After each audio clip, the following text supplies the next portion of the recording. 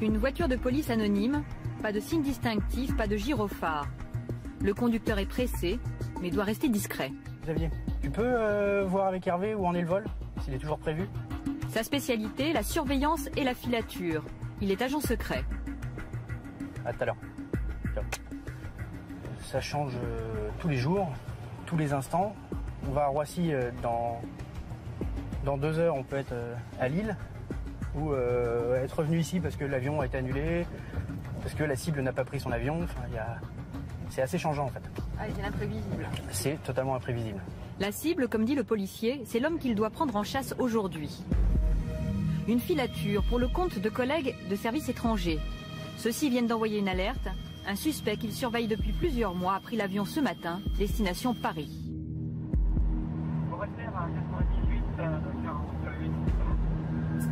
Pour tout connaître de ses déplacements, ils ont demandé le soutien des services français.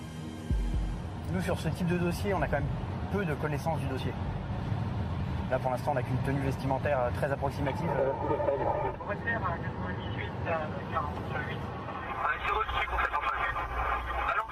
Peu d'éléments, mais le policier ne travaille pas seul. Son équipe est déjà sur place. Engagé ce matin, il y a 7 garçons, une fille. Et vous vous déguisez? On se désilhouette, en fait. On change d'apparence vestimentaire assez facilement. Le filocheur idéal, il n'est pas de très grande taille, il ne faut pas qu'il fasse 1m90 tout en muscles. C'est un monsieur tout le monde. Le filocheur, comme il l'appelle, c'est celui qui mène les filatures. Arrivé à Roissy, terminal international. L'opération est maintenant clandestine, pas question de se faire remarquer. Nous suivrons en caméra cachée. Le policier nous sert de guide pour repérer ses collègues cachés dans la foule. Vous avez à droite le gars qui fait une croisée sur son journal. Cet homme, c'est un agent secret. Les 2 autres n'ont rien à voir, mais par contre au milieu, oui, c'est chez nous. Celui qui dort ou fait semblant. Lui, un policier, passager parmi les autres.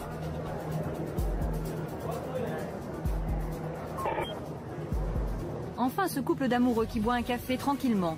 Eux aussi, des agents secrets. Tous sont déjà en place, au cas où le passager serait attendu. Un proche qui pourrait donner l'alerte. À partir de maintenant, l'attente commence. Elle peut durer des heures.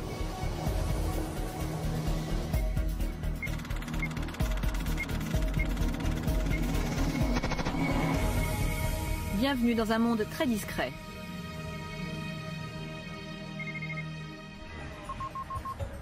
La direction du renseignement, c'est juste un immeuble anonyme. Seul indice, les plantons à l'entrée. Et pourtant, la sécurité se veut maximum. Il y a un peu plus d'1 an, le bâtiment a échappé à un attentat à la voiture piégée. Déjoué in extremis. Le ministère de l'Intérieur nous a entrouvert la porte de son service de renseignement. Une première, mais sous contrôle. La plupart des visages resteront masqués. Quant à la parole, les informations, elles seront délivrées au compte-gouttes.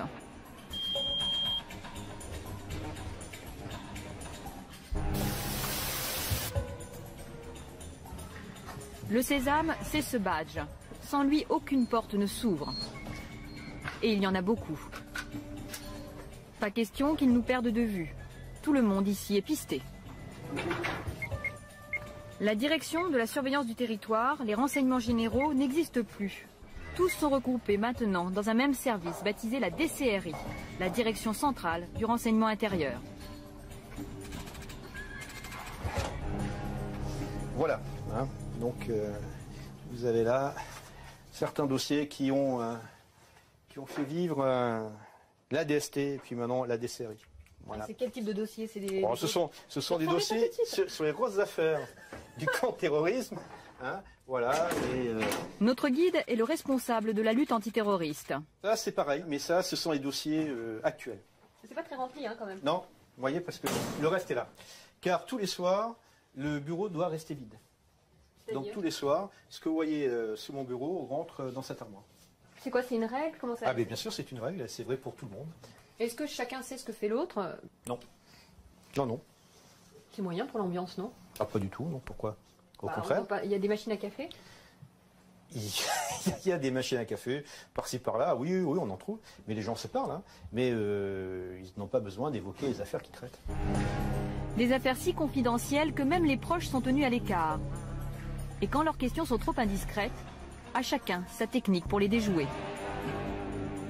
Lorsqu'on me demande vraiment des informations sur un dossier, je me contente de ce qui est sorti dans la presse. Et je prends les articles du Monde par exemple, et voilà, comme ils ne lisent pas le Monde, voilà, ça fait, ils ont l'impression que c'est une information.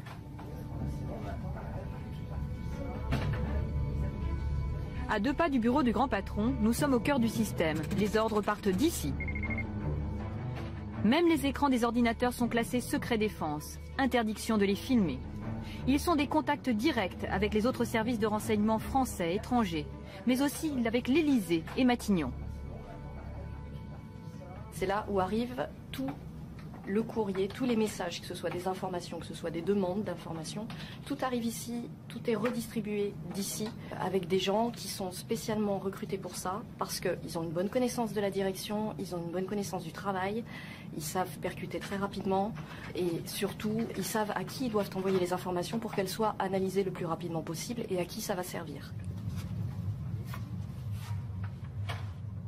Nous sommes autorisés à filmer dans ce service. Ces agents sont les plus sollicités.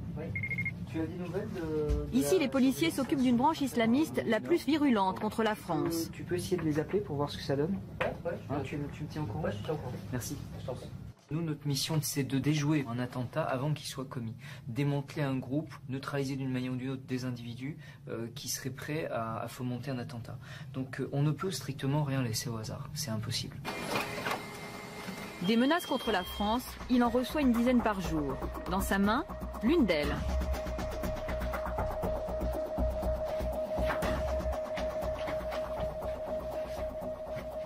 C'est un Tchétchène qui est rentré en contact avec une fille qu'on suivait, qui elle est maghrébine.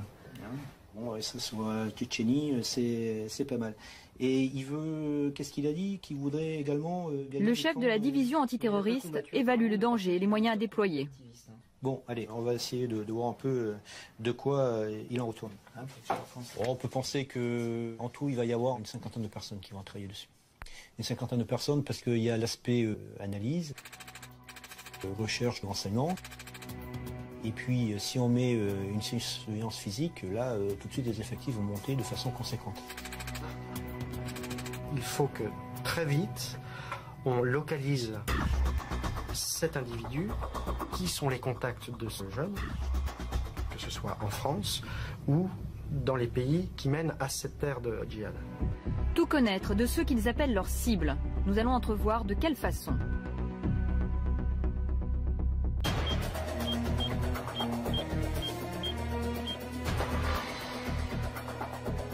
Posées quelque part en France, leurs espionnes les plus indiscrètes. En principe, seuls les policiers spécialement accrédités peuvent accéder ici. Interdiction de filmer alentour. D'ailleurs, nous sommes tenus de garder l'endroit secret. C'est ici que les policiers tentent de pister les terroristes jusqu'au bout du monde. Et cela se fait par les airs. La plupart des conversations peuvent être interceptées grâce à un satellite braqué vers la Terre, vers une zone désignée par les policiers. Comme un aspirateur, il avale tout. Les conversations d'un téléphone fixe, d'un mobile, le contenu des courriers électroniques et même des fax. Cryptés ou non, pour lui c'est pareil. Des millions d'informations arrivent ici chaque jour. Les trier, c'est le travail de ces ordinateurs. Il classe par numéro de téléphone et par zone géographique, isole ce qui intéresse les policiers. Pour les personnes concernées, plus d'intimité, plus de vie privée.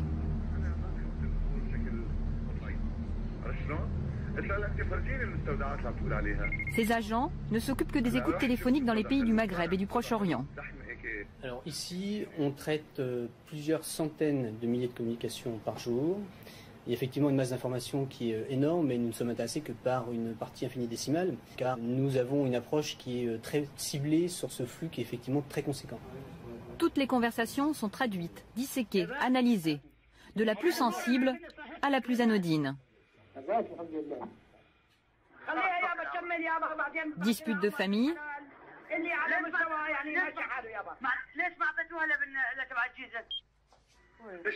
discussions d'affaires,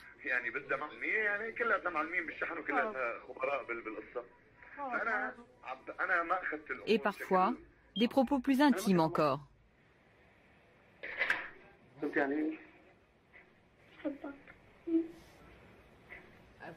À quoi servent ces conversations? Comment vont-ils les utiliser? Dans la pièce, c'est le silence. Nous n'en saurons pas plus. Apparemment, nous avons atteint la limite pour ces policiers et nous n'obtiendrons pas de réponse à nos questions. Ces questions, non, je réponds pas. Pourquoi? Si.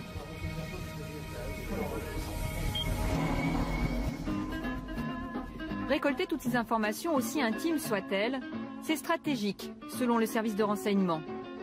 Ce que nous confirme ce policier qui y a passé plus de 20 ans.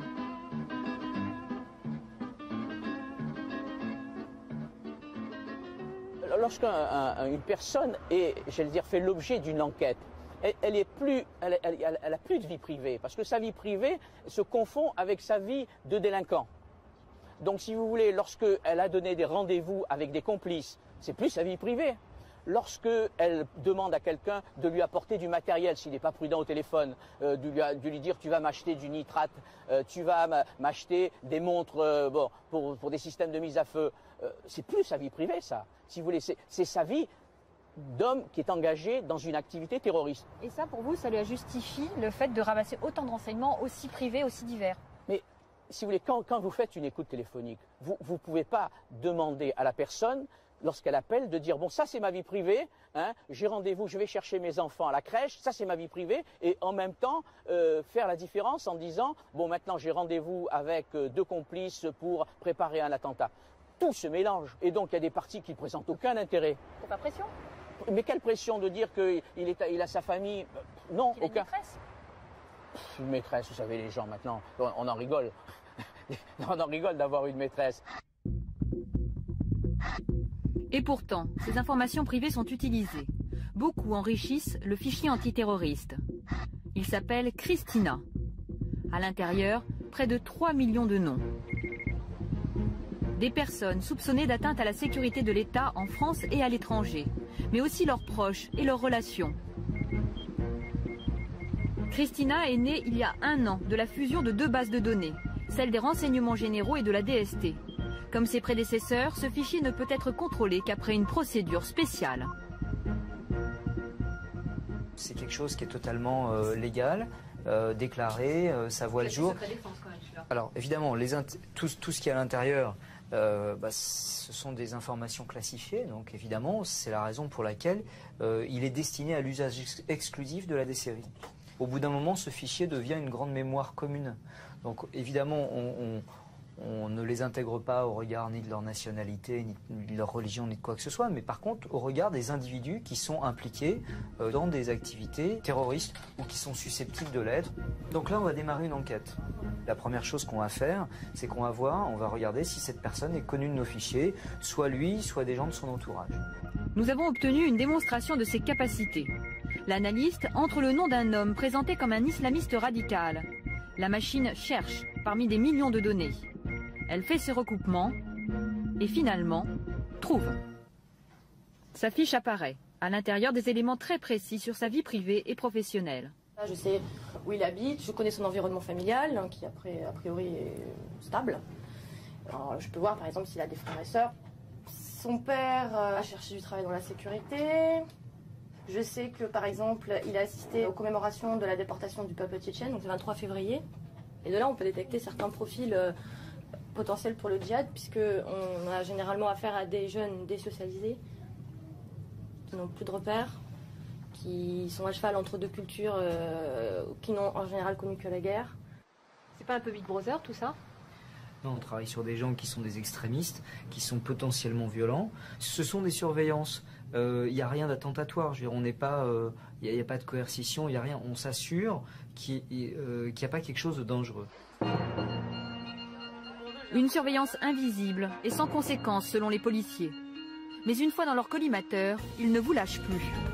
Arrivée de l'individu, tenue vestimentaire, veste kaki, pantalon noir, basket noir. Et en dessous, il a un pull noir. C'est reçu? Oui. Retour à Roissy. Reçu à 98 et... Les policiers sont prêts à filer leurs suspects. Des agents toujours incognito dans la foule. Ils se frôlent sans se regarder. Il est posé là.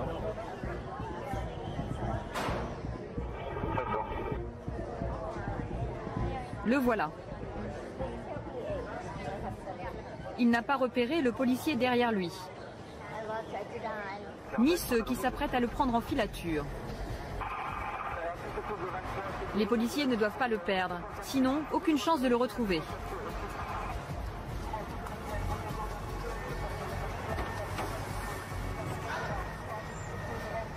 L'homme monte dans un taxi. 150 km/h au compteur, la routine. Slalom entre les voitures jusqu'à Paris. Et là, vous vous sentez comment sur une filature comme ça? Bien, très bien. Il y a toujours le petit moment où là, quand c'est parti de Roissy, on n'a pas envie de rater. Donc, mais on fait. On arrive à gérer quand même.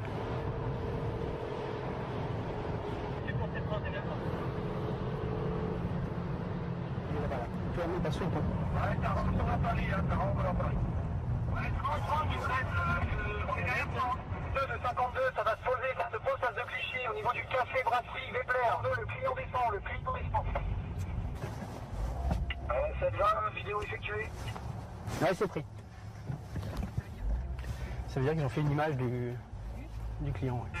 Une première photo immédiatement envoyée au service. D'autres suivront. Ces surveillances peuvent durer des semaines, des mois même, de jour comme de nuit. Les policiers ne peuvent pas rester 24 heures sur 24 à ces trousses. Ils passent donc le relais aux hommes de l'atelier. Ce jour-là, les techniciens transforment une bouteille de liqueur en caméra espionne. Batterie. Le trou dans la bouteille se trouve là. Poubelle. Borne incendie. Et même panneaux de travaux. Des mini-caméras qui filment en toute discrétion. Ces hommes, par exemple, sur ces images qui nous ont été fournies par des policiers. Soupçonnés d'appartenir à un groupe terroriste, ils ne se sont doutés de rien jusqu'à leur arrestation. Tout est bon pour le camouflage et c'est du sur-mesure. C'est une vraie souche d'armes en fait, qu'on a complètement évidée. Là vous avez l'objectif de la caméra qui se trouve ici, pour dire la cible vient de sortir de chez elle par exemple, et donc les équipes de filature qui se trouvent le plus loin possible de l'objectif vont pouvoir enquiller sur la filature du véhicule. Pour garder le secret, les hommes de l'atelier ne nous montreront qu'une partie de leur technologie toujours plus sophistiquée. D'ailleurs, peut-on un jour imaginer qu'elle remplace le policier? Le mythe, le rêve du tout technique avec des machines, des super ordinateurs qui permettraient d'arriver à des résultats fantastiques au cœur d'un réseau terroriste, puisque c'est la matière qui nous occupe. Là. Non, ça fait partie de la science-fiction et ça n'existe pas. En fait, ici, le nerf de la guerre, c'est le renseignement humain. Il y a 2 ans, nous avions pu filmer un policier avec son informateur. Celui-ci a une mission, infiltrer les réseaux islamistes.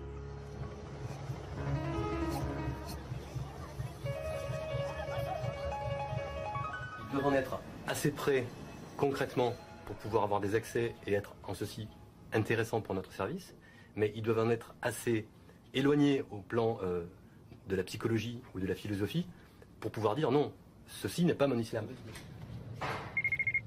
Cet homme est un officier traitant. Il recrute et gère ce que l'on nomme communément des indiques. Mais ici, on les appelle des sources. Alors, je vais intervertir des puces, tout bêtement. Chaque contact fait l'objet d'une procédure précise. Mais pourquoi? Pour pouvoir ne pas avoir le même boîtier que j'ai déjà utilisé avec cette personne que j'appelle et me donner la possibilité d'avoir 2 boîtiers différents, dont un qui n'a jamais servi. Un simple téléphone peut devenir une arme pour l'adversaire. Alors le policier n'a pas un portable, mais des dizaines. Un par source, un par affaire. Pas un peu paranoïaque, tout ça. C'est tout à fait, on assume parfaitement la paranoïa parce qu'ici, on protège des gens. Pas uniquement le côté, on a la protection, on protège la France, etc. Ici, on protège des gens, des vrais gens, qui sont dans un boulot dangereux, qui risquent parfois leur vie, et on essaye juste de ne pas les perdre.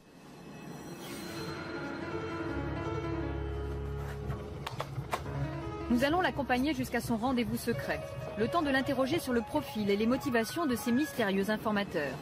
Comment les incite-t-il à collaborer? Quel pacte passe-t-il avec eux? Jamais on ne doit faire de pression sur la personne. Parce que la pression, la menace, ça peut fonctionner dans certains d'autres services où j'ai travaillé en matière de de stupéfiants par exemple, en matière de contre-terrorisme, on ne cherche pas des balances.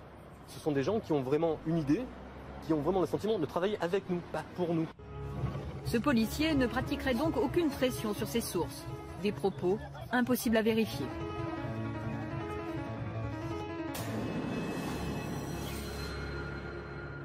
Alors qu'est-ce que vous attendez de vos agents? Qu'ils s'infiltrent réellement dans des réseaux. De terroristes potentiels, de gens, et il y en a qui veulent tout faire péter uniquement parce qu'ils ont un grain, de gens qui veulent éradiquer tous les mécréants, et les mécréants, c'est nous tous, et y compris d'autres musulmans. Est-ce que vous avez dû exfiltrer des sources en urgence parce que tout à coup vous vous rendiez compte qu'elles étaient démasquées? Oui, c'est arrivé, et grâce à l'intervention d'un pays ami, on a pu faire sortir la source au moment le moins pire. Et qu'est-ce qu'elle risquait? De servir de bête sacrificielle. Ah, ils risquent vraiment leur peau. Oui, puisque l'avant-veille, elle avait assisté à un égorgement rituel d'un prêtre. Donc le lendemain, elle a pris ses clics et ses claques. Risquer sa vie ou mourir. Avant de se rendre à son rendez-vous secret, le policier nous donne une dernière clé. Toutes les affaires de contre-terrorisme qui ont été résolues en Europe ces dernières années, toutes ont été résolues grâce à des sources humaines.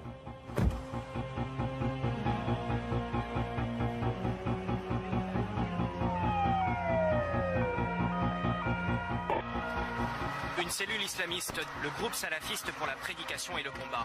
Pour avoir été identifié comme proche du GIA, le groupe islamique armé, le bilan des 2 perquisitions évoque bien la piste d'un attentat. Depuis des années, la France traque les réseaux islamistes. Ces responsables sont soupçonnés d'avoir recruté des candidats français pour le djihad. Comme le révèle ce matin Libération, il aura fallu 7 ans d'enquête avant de clore le dossier. Depuis le dernier attentat de décembre 96 à Port-Royal, on a pu démanteler une quinzaine, un peu plus de 15 d'ailleurs, réseaux qui préparaient effectivement des attaques sur le sol national. En France aujourd'hui, 350 islamistes interpellés par la DCRI sont sous les verrous. Pour chacun, il y a eu une enquête et des auditions sous la responsabilité du parquet antiterroriste, puis une condamnation par un tribunal. Malgré ces garde-fous, peut-on affirmer que le système est fiable? Des innocents peuvent-ils être mis en cause? Si c'est arrivé, quelquefois, personne n'est infaillible. Et parfois, on peut effectivement se tromper sur un faux renseignement. Mais ça n'est jamais allé plus loin. On a très rapidement reconnu la chose et les gens ont été libérés aussitôt. Cela n'a pas toujours été le cas. Il y a 10 ans, c'était le procès Chalabi, ou l'histoire d'un dérapage. C'est une protestation solennelle et que nous avons voulu très forte et unanime de tous les avocats contre le procès de masse. Nous sommes en 99. Ces avocats représentent les prévenus du dossier Chalabi. Au total, 138 personnes jugées dans ce gymnase spécialement aménagé. Un procès, mais surtout un fiasco policier et judiciaire. Tout a commencé avec l'arrestation de l'islamiste Mohamed Chalabi, le chef d'un réseau actif et dangereux. À l'époque, dans un climat d'attentat, la machine judiciaire s'emballe. S'enchaînent de vastes coups de filet et des emprisonnements à la chaîne. Le jour du procès, il y a les auteurs, mais aussi des membres de leur famille, des amis, des collègues et même des voisins de palier. J'ai fait 1 mois de prison, et mon mari 17 mois de prison, et mon frère 7 mois de prison, et tout ça c'est pour rien du tout. Ils avaient été donnés par des informateurs ou étaient apparus sur des écoutes téléphoniques, tout comme cette femme emprisonnée 4 mois pour rien. Bon, j'étais pas la seule, il y avait plein d'autres cas, des gens qui étaient là parce qu'ils connaissaient quelqu'un, parce qu'ils avaient une adresse dans leur carnet d'adresse, parce que quelqu'un leur a téléphoné. Bon. Au final, 31 relax, des innocents pris par erreur dans les filets de la lutte antiterroriste. Selon les policiers, ce procès a marqué un cap. Depuis, des enseignements auraient été tirés. Toutes les choses évoluent, les situations évoluent, la connaissance du phénomène évolue aussi. Et elle progresse. En général, heureusement d'ailleurs, on progresse également dans la connaissance. Donc peut-être qu'à l'heure actuelle, on est plus en capacité de bien cibler les gens à suivre et à neutraliser. Voilà. Maintenant, j'espère effectivement qu'on n'aura pas de nouveau à arrêter 300 personnes par an. Bon, ça veut dire que vraiment, là, ça deviendrait extrêmement dangereux.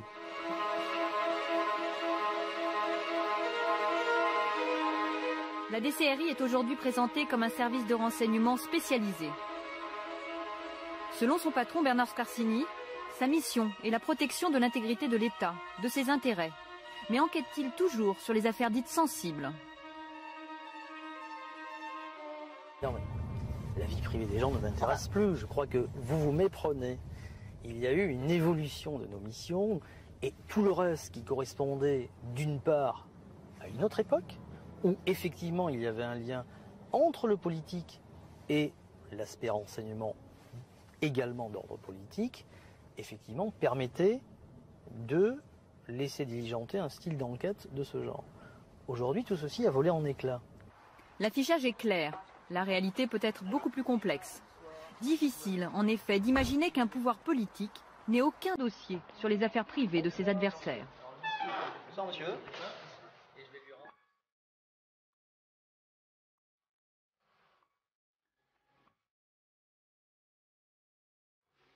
Comme chaque soir, le policier détruit une partie des informations de la journée. Il range ses dossiers dans son armoire forte.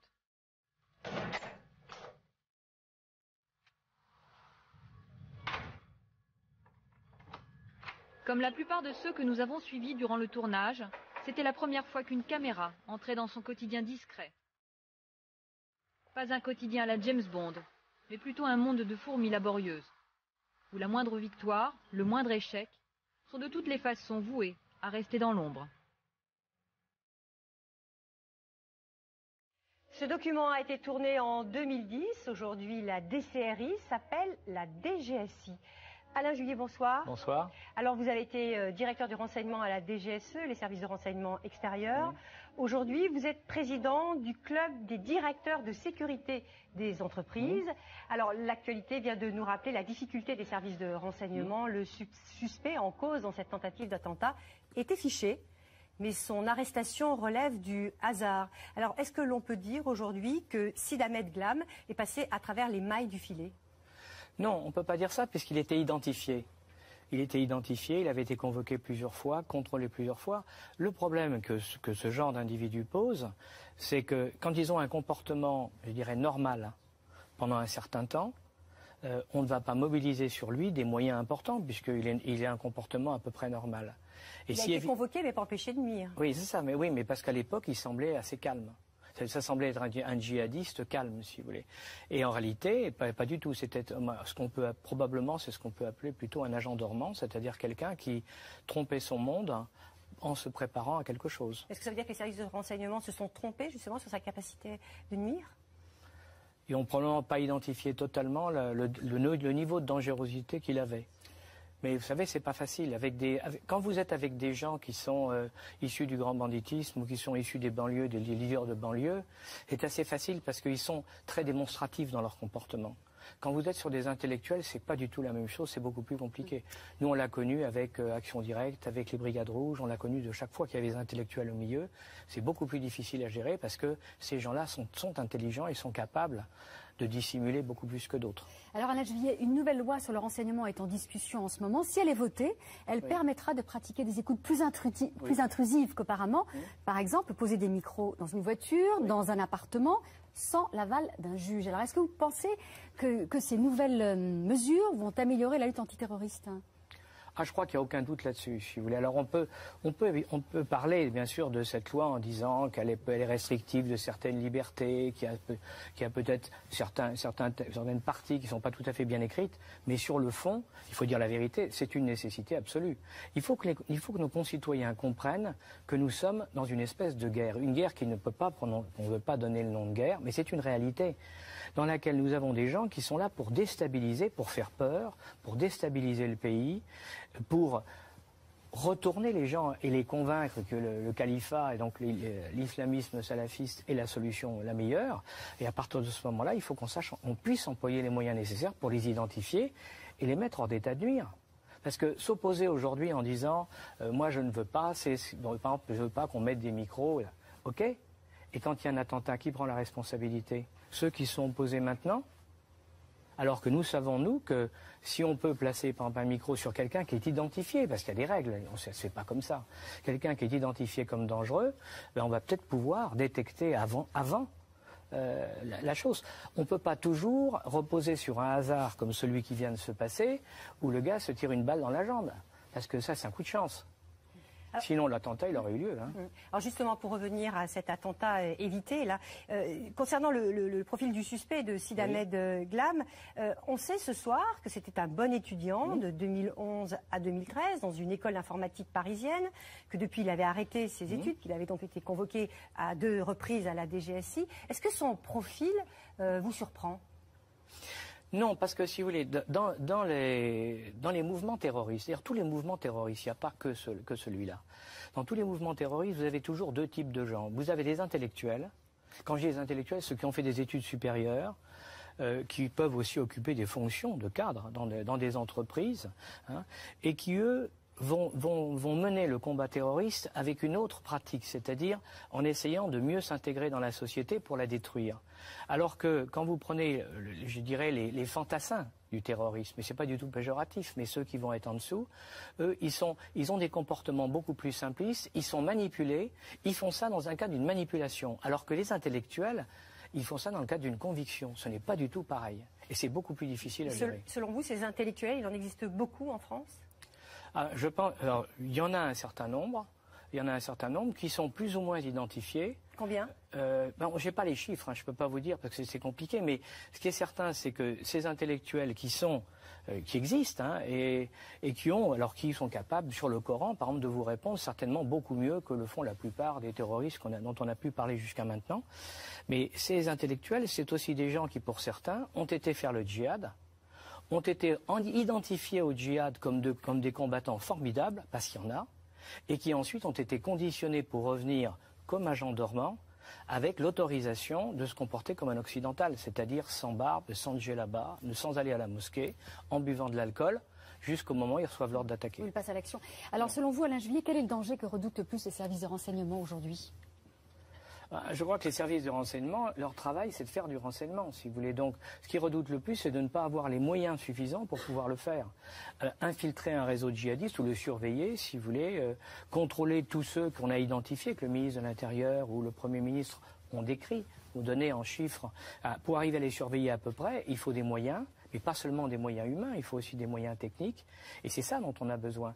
Un service de renseignement, s'il n'a pas les moyens nécessaires pour faire son travail, il est aveugle. Hein. Est-ce qu'il les a aujourd'hui, ces moyens ? Je pense qu'il va les avoir avec la loi.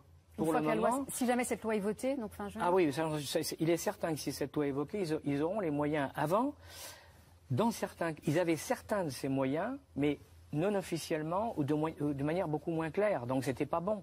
Parce que ce sont des fonctionnaires, et les hauts fonctionnaires ou les fonctionnaires, ils doivent respecter la loi, ils doivent respecter les règles. Donc pour qu'ils puissent travailler bien, il faut qu'ils soient dans un cadre légal. Ça, c'est clair et net.